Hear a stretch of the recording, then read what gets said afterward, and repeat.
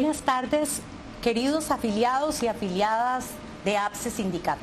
Estamos hoy aquí en nuestro quinto programa de asesoría legal en su casa, con la presencia de compañeros y compañeras que nos van a dar información legítima, información fidedigna, porque para APSE Sindicato es una premisa ofrecerle a usted la información correcta, la interpretación correcta, con los documentos correctos, con el objetivo de que como afiliados y afiliadas nos empoderemos en este proceso de aprendizaje en esta nueva coyuntura y de aquí en adelante. Hoy contamos con la presencia de don Henry Salas Jiménez, nuestro compañero coordinador del Departamento de Pensiones. Buenas tardes, don Henry. Buenas tardes, Nora. Muchas gracias por la invitación y vamos a hacer lo posible para contestar las consultas y todas las preguntas que los compañeros nos realicen el día de hoy. Así será, don Henry. También contamos hoy con la presencia de nuestra compañera, la licenciada Vivian Chávez.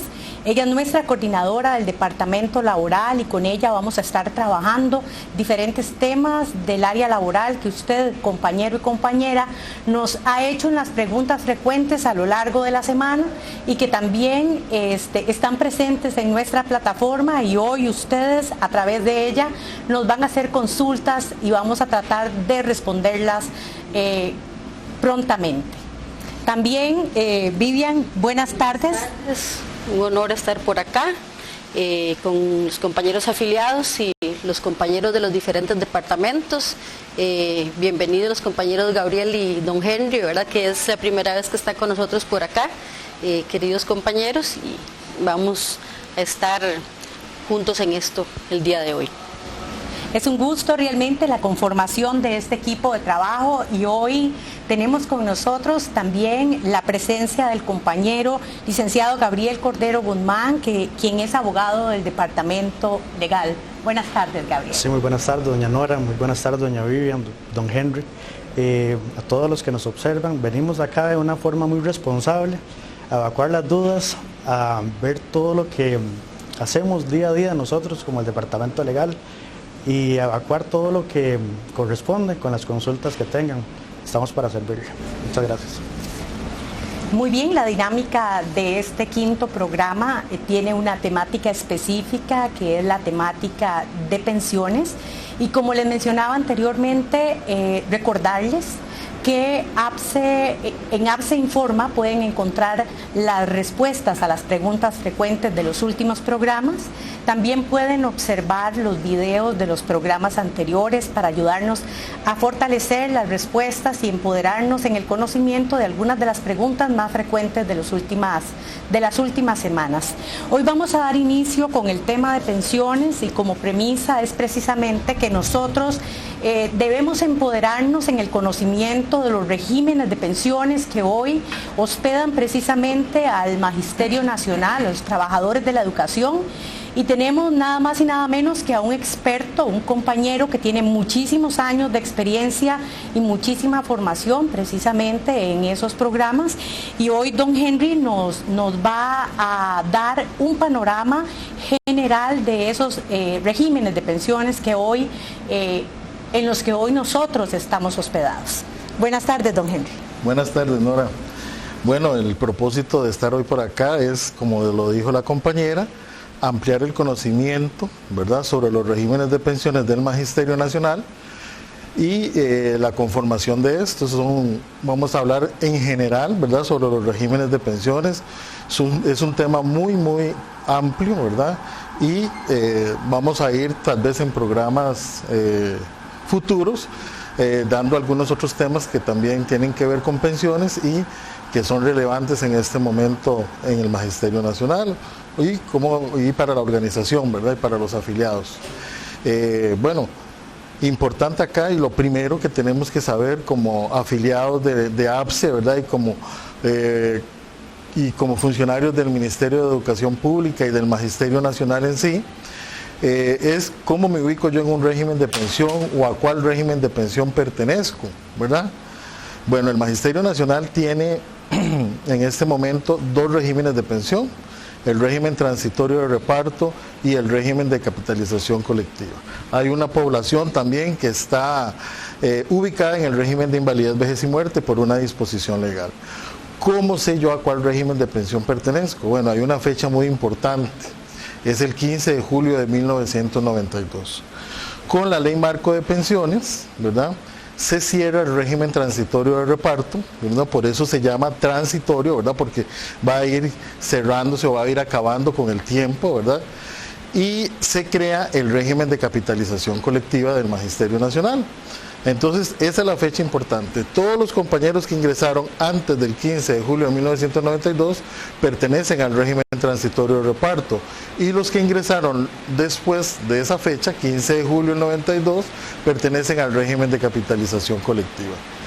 El régimen de invalidez, vejez y muerte, ¿por qué hay algunos compañeros que pertenecen a ese régimen? Bueno, pertenecen a ese régimen porque en el año 95, con la ley 7531, se dispuso que en el régimen de capitalización colectiva solo podían estar docentes. Los compañeros que ingresaban a laborar al Magisterio Nacional como administrativos solo debían pertenecer al régimen de invalidez, vejez y muerte.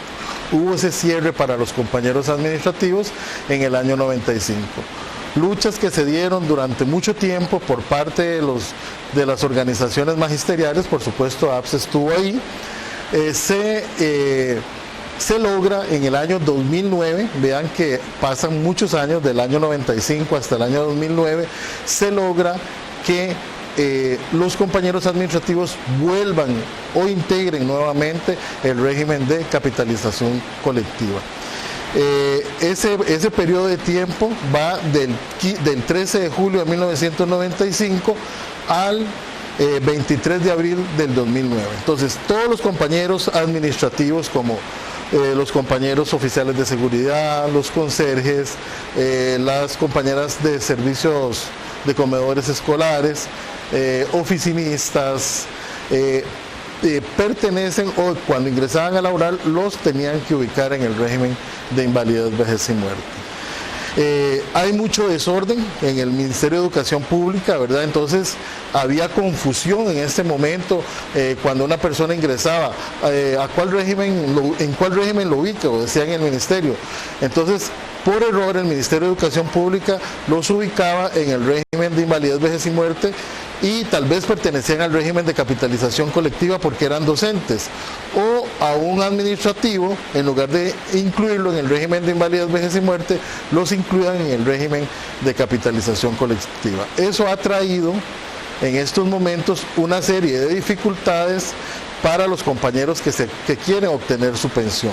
Hay primero que hacer un trámite adicional antes de que se pensionen, que es un cambio de régimen. Entonces, don Henry, díganos, aquí ya tenemos múltiples preguntas, porque yo creo que este tema de pensiones y el conocimiento del régimen en el que nos encontramos es un tema que se las trae y que todos necesitamos estar bien ubicados. Y la primera pregunta que tenemos acá dice, ¿qué diligencia se debe realizar para ubicarse en el régimen que realmente le corresponde? Muy bien. Los compañeros que se encuentran en estas condiciones, lo primero es que tienen que fijarse en su acción de personal, ¿verdad? En su acción de personal hay un rubro que dice a cuál régimen de pensión pertenece: reparto, capitalización colectiva o invalidez, vejez y muerte. Si son compañeros administrativos e ingresaron en ese periodo de tiempo que anteriormente les indiqué, tienen que pertenecer al régimen de invalidez, vejez y muerte. Si ahí dice capitalización, tienen que acercarse a las oficinas de APSE, al departamento de pensiones. Nosotros hacemos una solicitud de cambio de régimen, lo enviamos al Ministerio de Educación Pública para que ellos lo ejecuten. Una vez que ejecuten ese cambio de régimen, se tiene que hacer el traslado de las cotizaciones, ¿verdad? Porque tienen que trasladarse las cuotas que tienen de un régimen a otro. Ese es el primer paso que deben hacer, ¿no? Muchísimas gracias.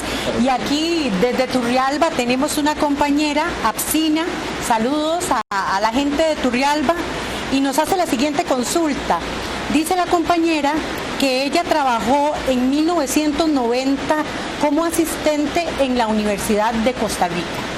Y nos dice que ella ha escuchado que algunos compañeros que estuvieron antes de 1992 trabajando precisamente como asistentes en la Universidad de Costa Rica podrían tener el acceso precisamente al régimen de reparto. ¿Qué nos dice usted sobre eso, don Henry? Claro que sí, Nora. Existe un criterio, este criterio nació en la Junta de Pensiones, luego fue avalado por el Tribunal Administrativo, ¿verdad?, de Seguridad Social. En ese momento era un Tribunal Superior de Trabajo el que conocía las apelaciones, que fue el que emitió varios criterios favorables al respecto.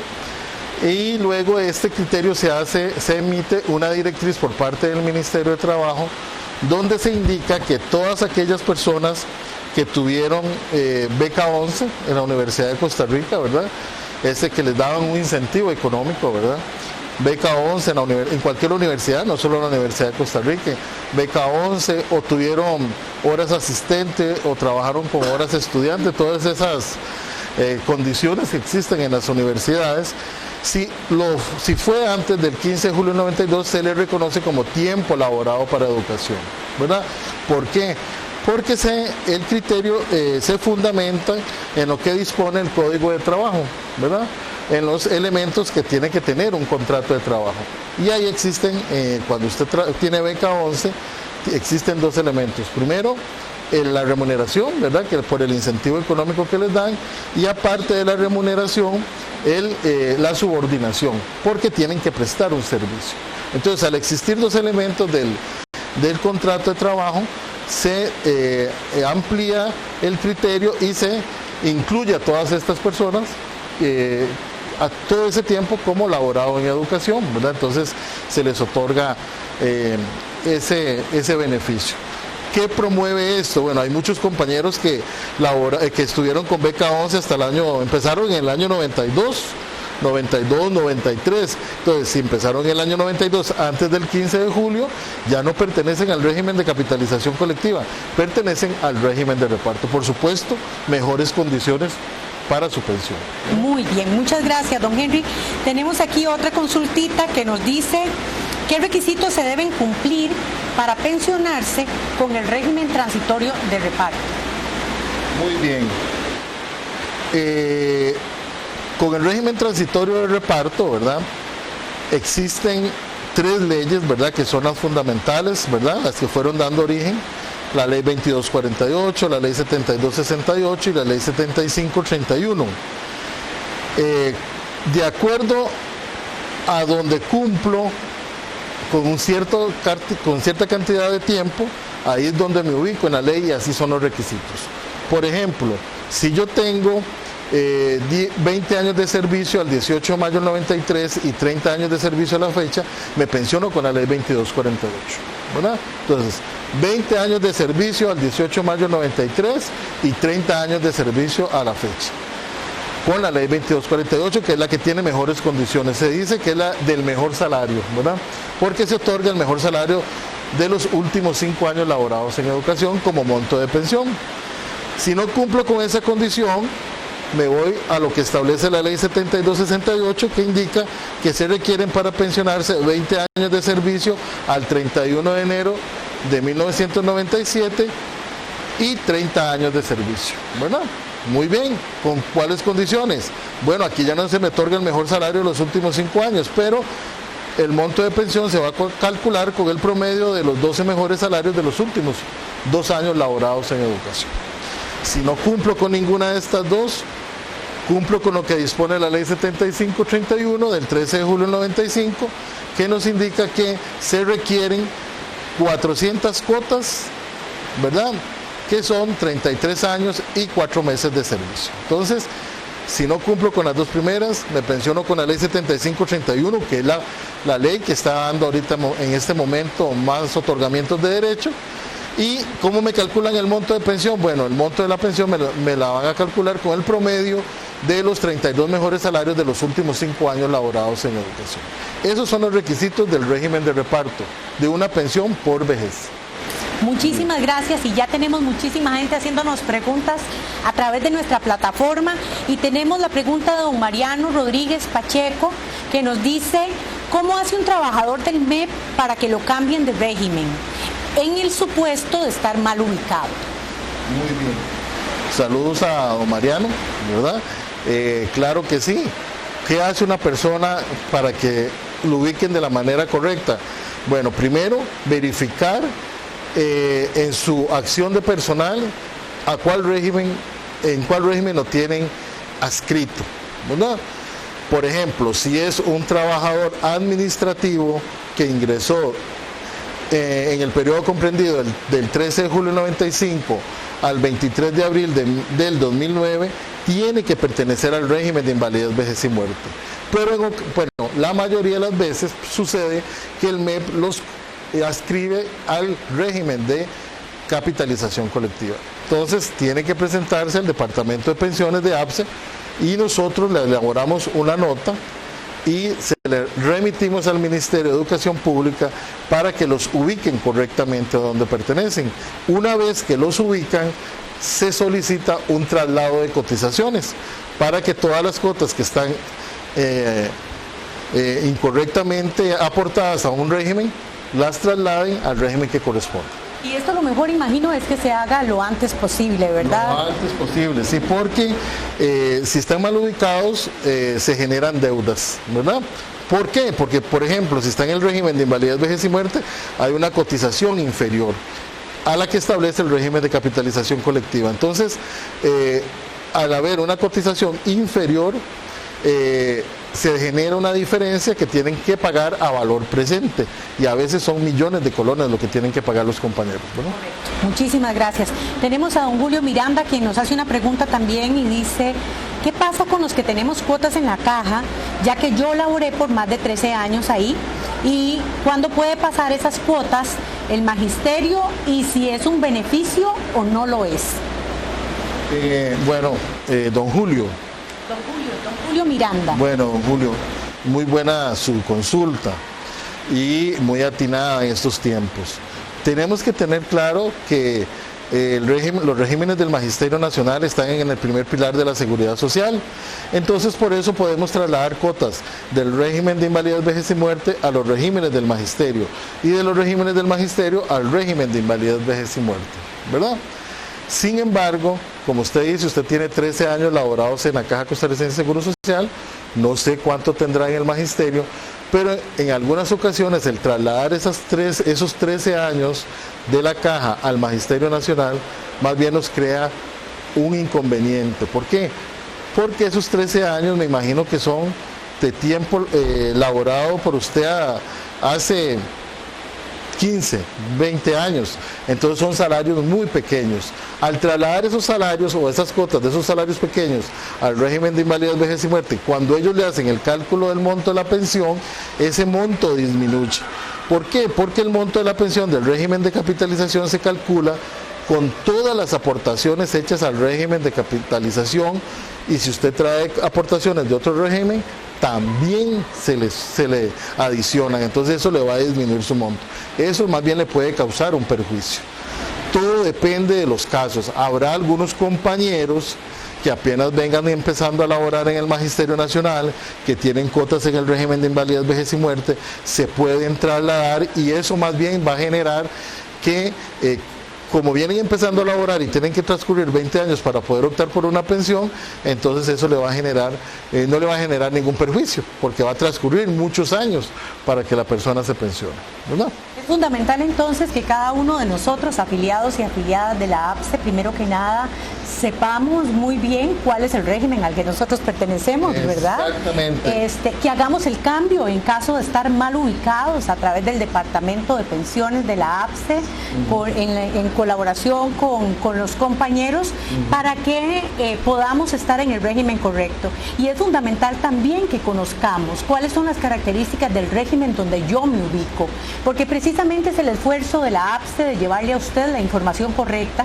y además decirle que usted debe conocer la ley, debe conocer las garantías del régimen donde usted se encuentra, porque estamos a las puertas de proyectos de ley y necesitamos estar informados de los regímenes a los que nosotros pertenecemos para poder establecer una visión crítica de los nuevos proyectos. Muchas gracias, don Henry, y vamos a hacerle una preguntita más porque tenemos muchas preguntas por acá y Esta pregunta dice, ¿cuál es el procedimiento para el otorgamiento del derecho de pensión por el Magisterio Nacional? Muy bien. La ley 7531 para el régimen transitorio de reparto establece que, bueno, debemos presentar una solicitud ante la Junta de Pensiones del Magisterio Nacional, ¿verdad? Esa solicitud va a ser conocida por la Junta de Pensiones, ¿verdad? Por la Junta Directiva de la Junta de Pensiones del Magisterio Nacional. Ahí se toma una resolución de aprobación o de denegatoria del derecho, y esa resolución se traslada junto con el expediente del Ministerio de Trabajo a la Dirección Nacional de Pensiones, que son los que resuelven ya en definitiva el otorgamiento. Tal vez el decirlo es muy sencillo y lo verán muy fácil, pero es un procedimiento largo, ¿verdad? Y dura aproximadamente en este momento 4 o 5 meses ese otorgamiento del derecho. ¿Por qué? Porque tiene que pasar por varias etapas. Bueno, como les dije anteriormente, se presenta la solicitud en la Junta de Pensiones. En la Junta de Pensiones luego se tiene que ir a un departamento que se llama el Departamento de Concesión de Derechos. Ellos son los que determinan con exactitud si usted cumple con los requisitos que establece la ley, el número de cuotas, que todos sus documentos estén de manera correcta emitidos, ¿verdad? Una vez que el Departamento de Concesión de Derechos hace esa valoración, se remite a la Junta Directiva para que ellos lo aprueben. La Junta Directiva lo aprueba, se traslada al Departamento de Auditoría de la Junta de Pensiones, que tiene que dar un refrendo. Todo eso está establecido en la ley, ¿verdad? No se lo sacó la Junta de Pensiones debajo de la manga, ni lo estamos inventando nosotros. Eso está establecido en la ley. La auditoría lo refrenda, y una vez refrendado se remite, como les dije, a la Dirección Nacional de Pensiones, quien nuevamente valora, hace todo el estudio y ve el cumplimiento de los requisitos. Una vez que ya ellos valoran y si todo está correcto, emiten la resolución, la firma el Director Nacional de Pensiones y se remite el expediente al Ministerio. Por eso es que tarda 4 o 5 meses si todo está correcto. Si hay algunas aclaraciones que hacer, digamos, por ejemplo, la Junta de Pensiones en el Departamento de Concesión de Derechos analizan y ven que un documento no cumple con los requisitos que establece la ley, se devuelve para que el ente emisor de ese documento valore y aclare a la Junta de Pensiones sobre esa situación. Entonces eso no va a generar un atraso en el otorgamiento. Entonces, compañeros, no necesariamente va a tardar 1 mes, 2 meses, 3, como les dije yo ahora, 4 meses. Si hay alguna inconsistencia, si hay algún problemita que decimos nosotros por ahí, su proceso de otorgamiento se atrasa y tarda más. Tenemos una compañera que hace una pregunta muy interesante que yo creo que muchos de nosotros nos hemos hecho. Claro. Adri Vázquez nos dice, ¿cuál es el mejor momento para pensionarse una vez que se hayan cumplido los requisitos? Bueno, en el régimen del Magisterio Nacional o en el Magisterio Nacional sucede una situación muy particular. Cuando se cumplen los requisitos, la gente quiere pensionarse, ¿verdad? Y en los últimos años hemos tenido en los últimos años han sido particularmente diferentes a los otros. Los compañeros, nosotros les recomendamos por lo general que se pensionen en el mes de enero. ¿Por qué en el mes de enero? Bueno, porque vamos a tener todo el año completo, nos van a pagar el salario escolar, ¿verdad? Nos van a pagar un mesecito de vacaciones y ya nos van a pagar la pensión. Entonces, esa es la recomendación que emite el departamento y la organización en sí. Sin embargo, el fenómeno que está ocurriendo es, cumplo con los requisitos, hago la solicitud de pensión y cuando me sale la resolución, me voy. Dicen los compañeros, no me quiero quedar más. Estamos cansados, nos dicen ellos. Entonces, de acuerdo a la consulta que hace la compañera, nuestro criterio, enero, ¿verdad? Firmar con rige enero del año siguiente, pero ellos no quieren ahorita en este momento esperar, menos en las condiciones que están en este momento, ¿no? Y efectivamente ahorita tenemos muchos compañeros que están ya en proceso de pensión, y desde Turrialba el señor Paul Ellis, a quien saludamos muy cordialmente, nos hace una consulta, y es que una vez que ya se han presentado los documentos, él quiere saber cuánto se dura para el trámite de la pensión. Muy bien. Un saludo a don Pablo, que es, ¿verdad? Ya lo hemos tratado en varias ocasiones. Le indico a don Pablo, bueno, que él está próximo a cumplir con su requisito, ¿verdad? Con sus 400 cuotas. Y una vez que se presente, él cumple las 400 cuotas, ¿verdad? Por ejemplo, en el mes de agosto.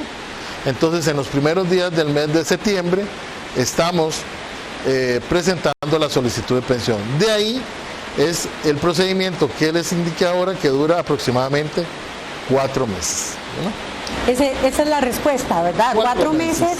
Ahora, ¿es diferente, dura diferente si es de un régimen o es de otro régimen? Exactamente. Con el régimen de capitalización colectiva, no sé si sería bueno, voy a indicarles cuáles son los requisitos, ¿verdad? Con el régimen de capitalización colectiva se requieren 396 cuotas y 55 años de edad. Esta ley adiciona un elemento, ¿verdad?, que es la edad, que el régimen de reparto no lo tiene. Entonces, cuando tengo ese número de cuotas y esa edad, puedo ya optar por la pensión, ¿verdad? Se llama la pensión por vejez, no es porque estemos muy viejitos, sino porque así es el nombre que le da la ley a la pensión por vejez. De tal manera que este procedimiento, como el régimen es administrado en un 100% por la Junta de Pensiones, ¿verdad?, tanto técnica, jurídica como financieramente, entonces el otorgamiento es más sencillo, solo tiene que ser aprobado por la Junta de Pensiones. Este otorgamiento dura aproximadamente 2 meses, ¿verdad? A diferencia del régimen transitorio de reparto, que es un régimen a cargo del presupuesto nacional, ¿verdad?, que sí tiene que ir a la Dirección Nacional de Pensiones. Este régimen, los compañeros que se pensionan por el régimen de capitalización, su otorgamiento no tiene que ser avalado por el Ministerio de Trabajo, lo que hace que su proceso sea más corto, siempre y cuando cumplan con todos los requisitos. Bueno, agradecer a nuestro compañero Henry Salas, coordinador del Departamento de Pensiones, quien siempre tiene una gran disposición para atendernos y colaborarnos como afiliados, para darnos información, porque así como hemos visto, cada caso es una historia diferente que hay que ubicar dentro de un régimen diferente y con características en el historial. Estas han sido las consultas generales que tenemos.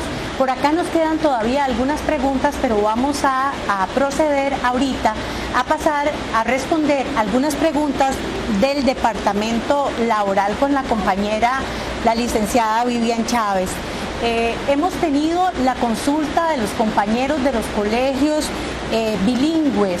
Ellos tienen están consultando por la interpretación de un nuevo comunicado que se relaciona con la prórroga de sus nombramientos.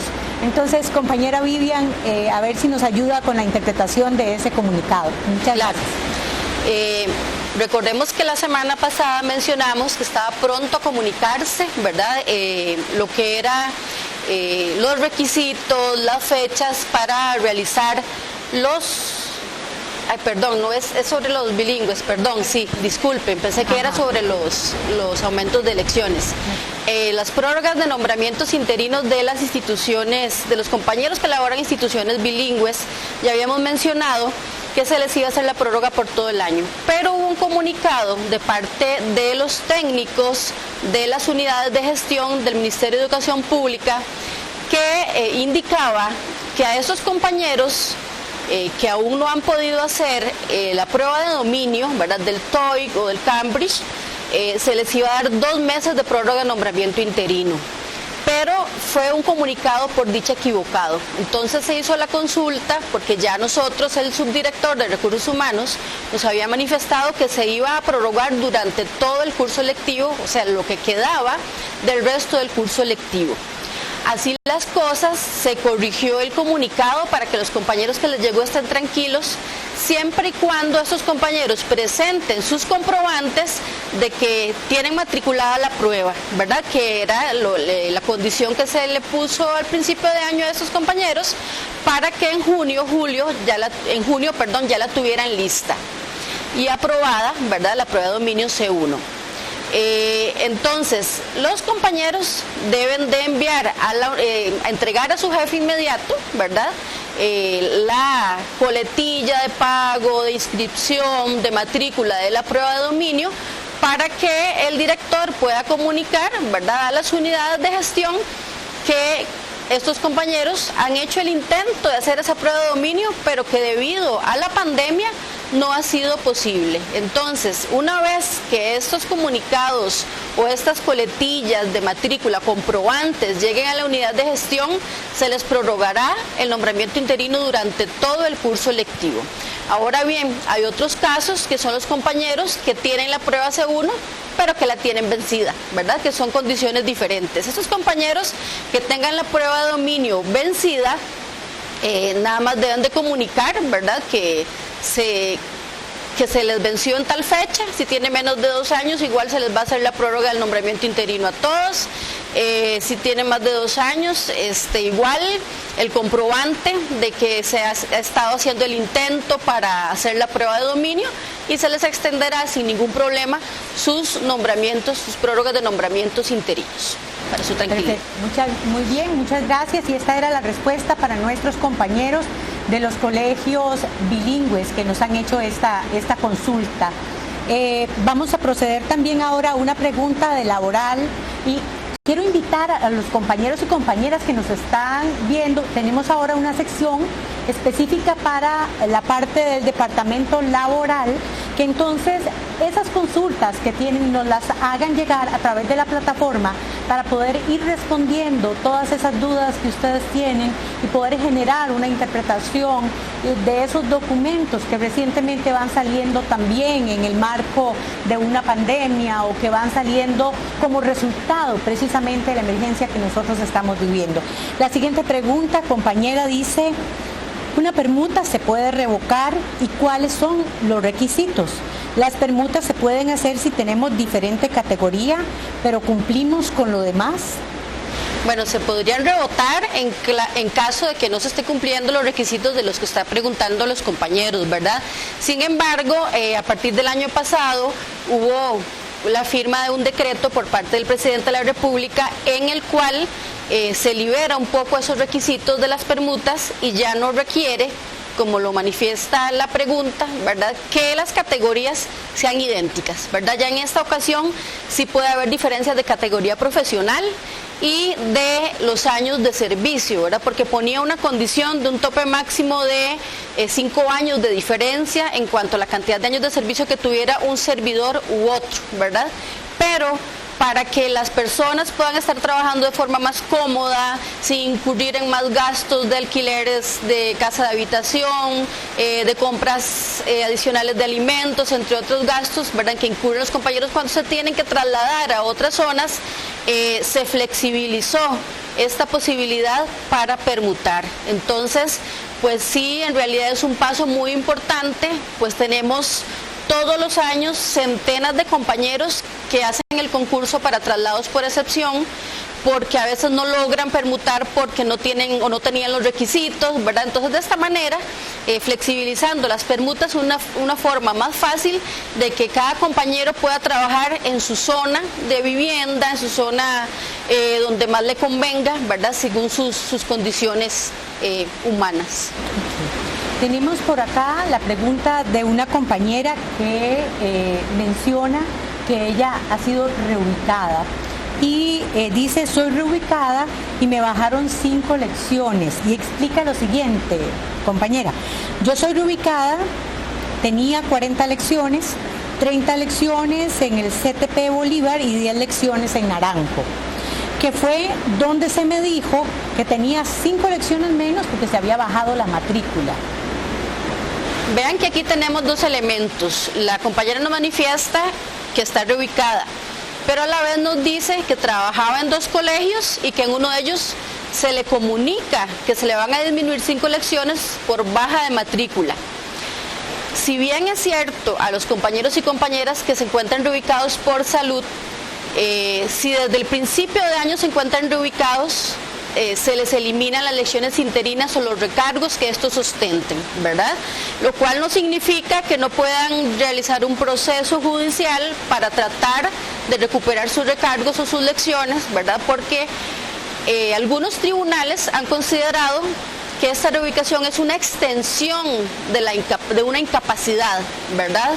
Entonces, dependiendo inclusive de la clase de puesto, pues la discusión se torna un poco compleja. Pero en este caso, pareciera que no ese es el motivo, pues nos indica que hubo disminución de matrícula, ¿verdad? Entonces, independientemente que estuviera reubicada o no, a esta compañera, si es la que le corresponde, porque es la que tiene menos requisitos de su departamento, o menos atestados de su departamento, menos idoneidad de su departamento, igual le correspondería la disminución de elecciones, aunque no esté reubicada, ¿verdad? Vean que nos menciona ese factor o ese elemento, ese pequeño detalle, ¿verdad? Entonces, pareciera que no es porque está reubicada que le eliminaron 5 elecciones, sino porque hubo baja de matrícula. Lo que habría que analizar es si sus otros compañeros del departamento ostentan más categoría profesional que ella o más años de servicio que ella, si hay empate en la categoría, si sigue el empate, si tienen más puntos de carrera profesional. Es todo un análisis que hay que hacer del caso de la servidora para ver si es a ella en realidad la que le corresponde. Ahora bien, podría ser que ella haya estado reubicada a partir, por decirle un ejemplo, de marzo de este año, trabajó en febrero con las otras lecciones y que el motivo, si le van a tratar de eliminar esas lecciones por estar reubicada, en ese caso sí no procedería, pues ella comenzó el curso lectivo a elaborar esas lecciones, ¿verdad? Y no tendrían por qué eliminárselas por estar reubicada. Pero sí, vuelvo a repetir, podría ser que sí corresponda la disminución de elecciones porque hubo baja de matrícula y que sea realmente a ella la que le corresponde. Pero habría que analizarlo, ¿verdad?, para ver si de verdad se está haciendo de manera correcta y a derecho. Tenemos aquí precisamente, compañera, el caso de una compañera profesora de Cartago, quien fue reubicada recientemente por una enfermedad crónica importante. De hecho, el dictamen habla de una reubicación permanente y ella nos dice que ella tenía 48 lecciones, pero que a la hora de reubicarla, la reubican con 40 lecciones. ¿Qué procedimiento ella debería hacer o si es posible para ella recuperar en su salario las 48 lecciones al estar reubicada? Como mencionaba anteriormente, es un tema bastante complejo, ¿verdad? Sí, como les indicaba, Sala Segunda en varias ocasiones ha indicado que la reubicación es una extensión de la incapacidad. Pero aquí tenemos una diferencia entre los compañeros del título primero, que son los puestos administrativos puros y profesionales de servicio civil, y los compañeros del título segundo. ¿Por qué? Porque resulta que esta extensión de la incapacidad de la que nos habla en algunos casos Sala Segunda se refiere o hace referencia al artículo 174 de la Ley de Carrera Docente, que manifiesta que si usted está incapacitado, a usted se le deben de pagar su salario más todos los sobresueldos que tenga en ese momento de la incapacidad. Entonces, al considerarse que es una extensión de su incapacidad, esa reubicación, deberían de mantenérsele. Ahora bien, lamentablemente esta premisa no la tenemos en el título primero, ¿verdad? Para los compañeros administrativos puros, en el sentido del artículo 174 que corresponde a la Ley de Carrera Docente. Pese a lo anterior, los tribunales de justicia, ¿verdad?, como les decía, sí en reiteradas ocasiones han indicado y han instruido al Ministerio de Educación Pública que se les reconozca esos recargos, ¿verdad? Y ahí no serían lecciones, ¿verdad?, porque los compañeros del título primero no trabajan por lecciones sino por jornada, pero algunos han tenido recargos a la hora que están reubicados. Entonces, muchas veces se les ha instruido que se les mantenga. Pese a eso, ¿verdad?, en los últimos años pareciera que han habido jueces que han estado cambiando de criterio.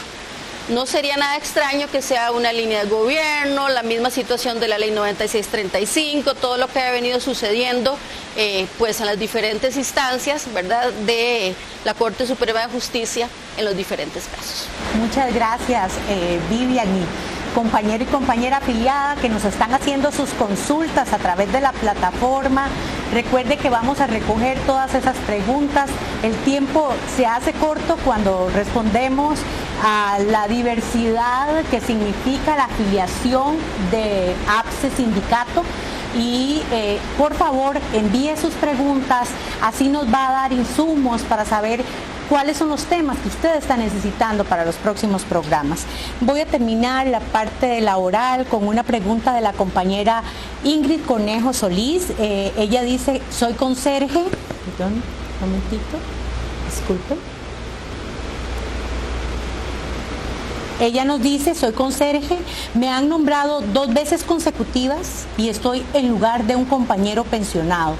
Yo tengo derecho a la propiedad, ya tengo 5 años en el mismo lugar. Bueno, vamos a ver si doña Ingrid califica para que ella pueda obtener la propiedad en el lugar en donde está trabajando, sustituyendo a un compañero titular. Por ahí no nos aclaran si el compañero ya se pensionó, ¿verdad? O sea, se pensionó después, o si se pensionó en el momento en que ella llegó y ella lo sustituyó ya en plaza vacante. Entonces vamos a hacer la explicación. Cuando estamos nombrados en una plaza vacante porque un compañero se pensionó, ya no estamos sustituyendo a un titular de la plaza, ¿verdad? Y el artículo 11 del reglamento del Estatuto de Servicio Civil lo que nos manifiesta es que todas aquellas personas de puestos administrativos, técnico y administrativo docentes, excluyendo a los puestos propiamente docentes, pueden optar por obtener la plaza en propiedad si sustituyeron de forma consecutiva e ininterrumpida a un servidor que estuviera con licencia, con reubicación, con un ascenso interino, un ascenso interino o un descenso interino, y que éste libere la plaza, ¿verdad? Entonces yo sustituí a Juan durante 3 años consecutivos o 2 años talladitos y consecutivos de forma ininterrumpida, y don Juan, cuando ya yo tenía 2 años de estarlo sustituyendo porque él se encontraba incapacitado, se pensionó. Entonces esta compañera puede enviar la solicitud al Departamento de Reclutamiento y Selección del MEP, obviamente también por medio de nuestro departamento laboral, para que se le aplique el artículo 11 del reglamento del Estatuto del Servicio Civil, en el cual se le hace un análisis, el MEP si califica en realidad, si no tiene ningún día que le haga falta para los 2 años, le hace un análisis y le pide una serie de documentos para entregarlos y poder darle la propiedad. Ahora bien, repito, si la plaza es vacante, ¿verdad? Hubo una persona, el dueño de la plaza se pensionó y yo llegué después de que se pensionó, ahí no procede el artículo 11 del reglamento del estatuto.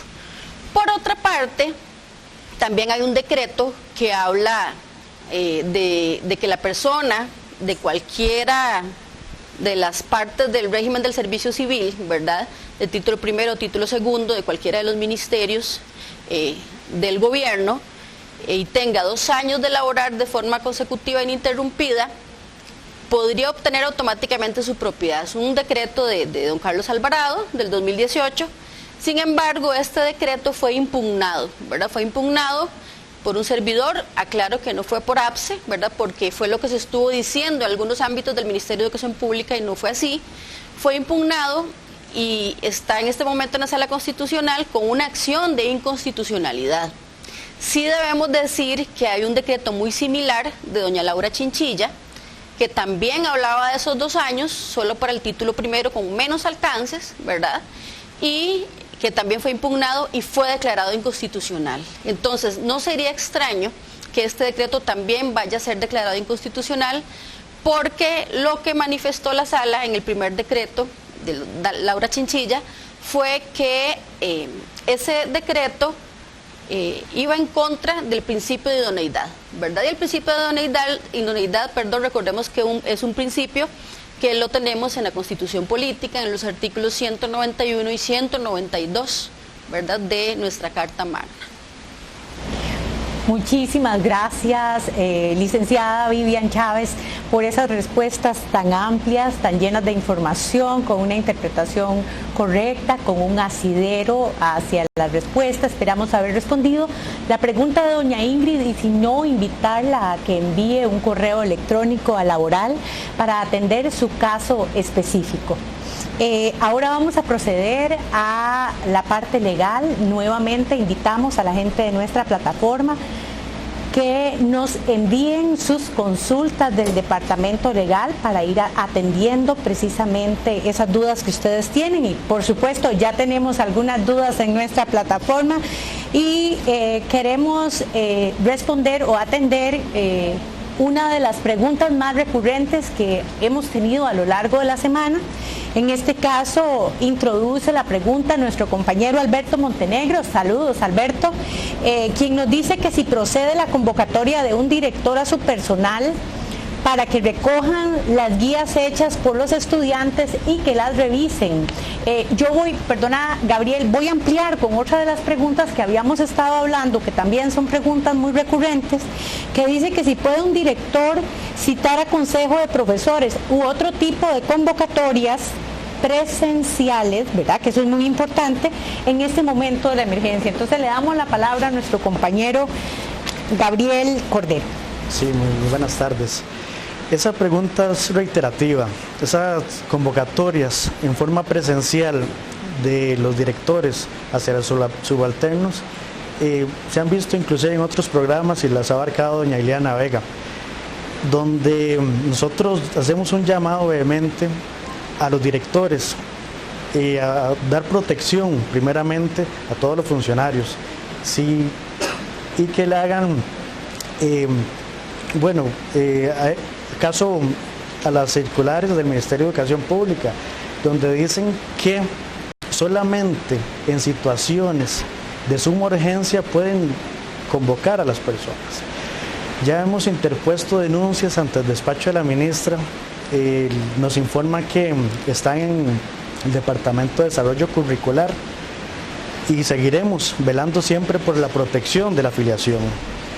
Estos días son un tiempo donde inclusive el ministro de Salud nos indica que existe mucho aumento de los contagios, inclusive hoy día 28 casos, donde nosotros procuramos hacer la defensa de los funcionarios y darles las medidas de protección que ameritan como tal. Pero sí, nosotros, reitero, hacemos un llamado vehemente a que hagan caso a las circulares que emiten el Ministerio de Educación Pública, a que solo situaciones de suma urgencia tienen que convocar a los funcionarios en el centro educativo. Sí, correcto, y doña Yamilet Rangel nos hace una consulta en una dirección similar. Nos dice: buenas tardes, un guardia de seguridad que tiene problemas de salud y es de alto riesgo, ¿tiene que presentarse a laborar presencialmente? Ok, ¿qué indican los procedimientos del Ministerio de Educación Pública? Tiene que el director tomar todas las medidas. Por ejemplo, si tiene vacaciones acumuladas, tiene que darle las vacaciones como tal. Si presenta dictámenes médicos con un médico especialista o de la Caja Costarricense de Seguro Social, tiene que hacer la valoración del centro educativo para que le dé protección. Igualmente, hemos realizado diversas consultas, porque las personas del título primero son las personas que están más expuestas. ¿Cuáles son? Los conserjes, los agentes de seguridad, que cuando hay una situación de esta se converse con la junta administrativa del centro educativo y se les dé la protección debida. Si al caso no existiera la opción, entonces que le dé las medidas de protección adecuadas, las que emite el Ministerio de Salud. Pero sí, el director del centro educativo tiene una responsabilidad muy amplia, porque si existe un criterio médico de por medio, se le tiene que brindar la protección al funcionario, como repito, de diferentes formas. Y ha sido precisamente una de las labores de este programa responder a las preguntas que durante la semana o nuevos instrumentos, nuevos documentos y circulares surgen, y tenemos esta semana la circular DVM-AC 0419-05-2020 que nos presenta una consulta porque hace la convocatoria a una capacitación virtual por Teams, pero particularmente esta convocatoria que hace esta circular se encuentra dentro del periodo de vacaciones. Así que tenemos al compañero Gabriel para que nos hable sobre esto. Mira, en ocasiones no sabemos qué es lo que quiere el Ministerio de Educación Pública. Esta circular que mencionas para los funcionarios de secundaria, expresamente. Esta circular donde le emite por parte del despacho académico una convocatoria a más de 20 regionales del país de educación a los funcionarios de secundaria. ¿Cuáles funcionarios de secundaria? A los profesores de matemática, profesores de español, profesor de ciencias, de estudios sociales, de inglés, a que inicien una capacitación virtual a partir del 15 de junio y hasta el 24 de julio, donde comprende el periodo de vacaciones. El periodo de vacaciones está, lo indica la ley de carrera docente, el Estatuto de Servicio Civil, donde le da el derecho, porque el funcionario en este momento está trabajando, el funcionario en este momento tiene una diferente forma de pedagogía, pero está trabajando y no tienen que tocarle el periodo de vacaciones. Entonces, hablando con las autoridades del APSE, doña Saray, don Denis, de nuestra coordinadora, doña Ileana, tomamos la iniciativa de hacer las consultas pertinentes al Ministerio de Educación Pública, porque no la vemos muy válida esta circular como tal para efecto en el periodo de vacaciones. Muchísimas gracias, Gabriel, y vamos a ver la tercera pregunta recurrente, y quiero decirles a los compañeros que nos están haciendo consultas que estamos tratando de amalgamar esas preguntas para poder responder de forma general y no específica. Ya en cada caso, si fuera así, se respondería de forma individual, pero estamos tratando de generalizar y quizá por eso no mencionamos los nombres de todas las personas, pero estamos tratando de responder precisamente en el tiempo que tenemos a esas preguntas. La tercera pregunta, y quizá la más recurrente de toda la semana, Gabriel, ha sido: ¿qué informes deben presentarle los docentes al director? ¿Y qué tipo de informes les puede solicitar el director? Es una consulta muy buena, porque desprende diferentes aristas. Antes de dar esto, tenemos que dejar claro algo. El artículo 123 del Código de Educación, el artículo 125 del Código de Educación, le da las funciones técnicas y administrativas al director de primaria. El reglamento de establecimientos oficiales, en su artículo número 6, indica las funciones técnicas y administrativas del director de secundaria. Igual lo hace el decreto 35.513 del año 2009. ¿Qué son las funciones técnicas y administrativas? Es toda la competencia que le da la investidura con el nombramiento del director para efecto de hacer horarios, de asignar funciones, de hacer velar por los protocolos que se dan internos en el centro educativo. Y es importante mencionar que es el encargado de los funcionarios y de los estudiantes como tal. ¿Por qué hago esa aclaración? Porque todos los centros educativos del país tienen una administración diferente. El Ministerio de Educación Pública, con base a esta resolución, esta consulta, todo inicia en una circular del despacho de la ministra, la 04 del 2020, donde indica que se tienen que dar planeamientos. Después da las pautas para la implementación de las guías autónomas de trabajo. Después esas guías nos dan la orientación para el apoyo del proceso educativo a distancia. ¿Qué nos emiten esas circulares? que nos tenemos que dar la bitácora en unas ocasiones, el cronograma de distribución, ¿qué es eso? La distribución del trabajo del docente, y las guías de trabajo autónoma y los planeamientos. Eso es lo que dicen los documentos del Ministerio de Educación Pública. Estas circulares que hace desarrollo curricular las dirigen para todos los centros educativos del país. ¿Por qué aclaro lo de los directores? Porque no es lo mismo, doña Nora y compañeros y los que nos están observando, estar en un colegio académico diurno que en un colegio académico nocturno, en un colegio técnico diurno, nocturno. No es lo mismo estar en un liceo rural. Las condiciones del director con la población estudiantil, con los funcionarios, es totalmente diferente. Igual en primaria, no se puede ver una dirección 1, que el director tiene que inclusive dar lecciones a escuelas técnicas, 2, 3, 4 y 5 direcciones técnicas. Y ni que hablar de los profesores unidocentes. ¿Qué es lo que pasa?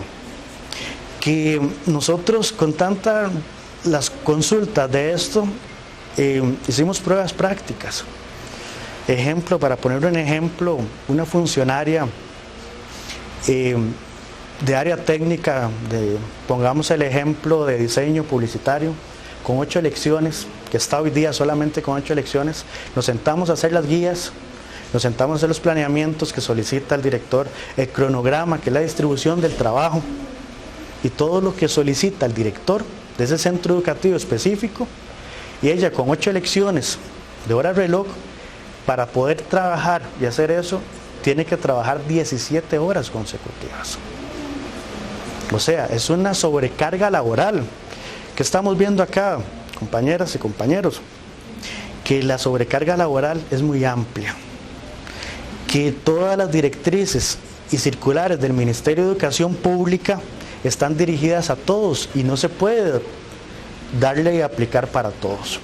De igual forma, ¿cómo es posible que las circulares del Ministerio de Educación Pública de la carga laboral no las hagan de efecto, no las consideren los directores?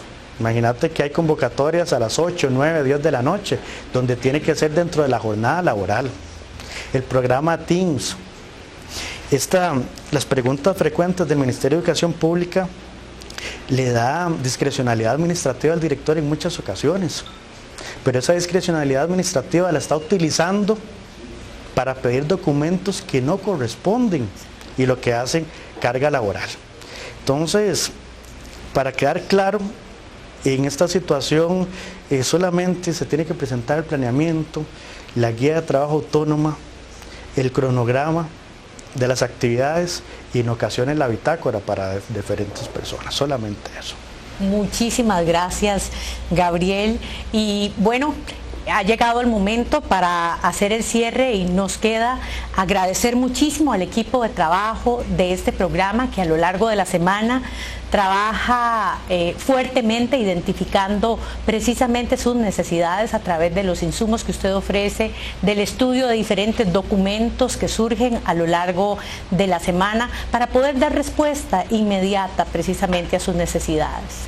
Quiero agradecer a la licenciada Vivian Chávez, que estuvo con nosotros hoy respondiendo las preguntas del Departamento Laboral, al compañero Henry del Departamento de Pensiones, que ha sido explícito y que nos ayuda a identificar que cada caso es muy importante pero muy específico dentro de los regímenes de pensiones y que debemos nosotros trabajar fuerte en identificar cuál es nuestro régimen y qué es lo que necesitamos.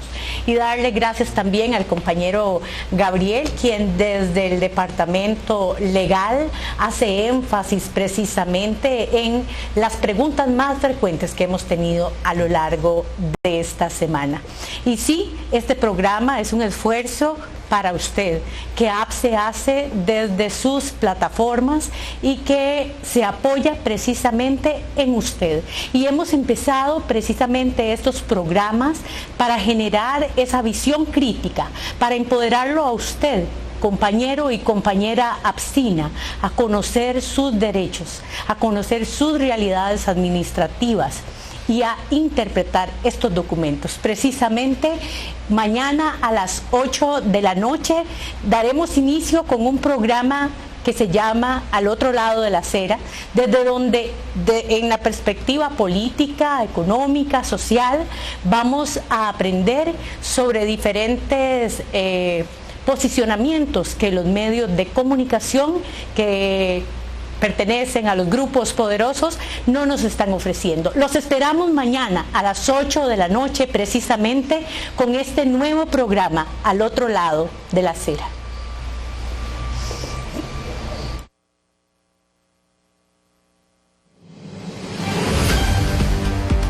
A nivel de partidos políticos no existe una oposición a este gobierno. Hemos visto cómo partidos como Liberación Nacional, la Unidad Social Cristiana, se han aliado, ¿verdad?, con lo que es el PAC, en lo que es el impulsar una agenda que simplemente responde, ¿verdad?, a los intereses y a las vocerías de los grandes poderes económicos, ¿verdad?, que están representados en lo que es la UCAEP. Entonces ahora tiene un ingreso más bajo y el ingreso que tiene ya no le alcanza para cubrir sus necesidades básicas. Y esta situación viene a complicar aún más el panorama actual. Ojo, no solo es más trabajo, es mejor trabajo en el sector privado en especial, porque el sector privado en Costa Rica es quien tiene las peores condiciones laborales en términos de comparación público-privado. Aplicarle un 1% a las grandes riquezas de empresas como la Cervecería Costa Rica, como MECO, por cierto, empresas asociadas a las redes de Horizonte Positivo, a Café Brit, y una gran cantidad de empresas grandes que han venido acumulando riquezas en los últimos años, con solo que se les hubiera aplicado un 1%, pero ni a eso estuvieron dispuestos. Entonces, el hecho político en materia de las medidas que se han adoptado para enfrentar el coronavirus me parece que es muy significativo.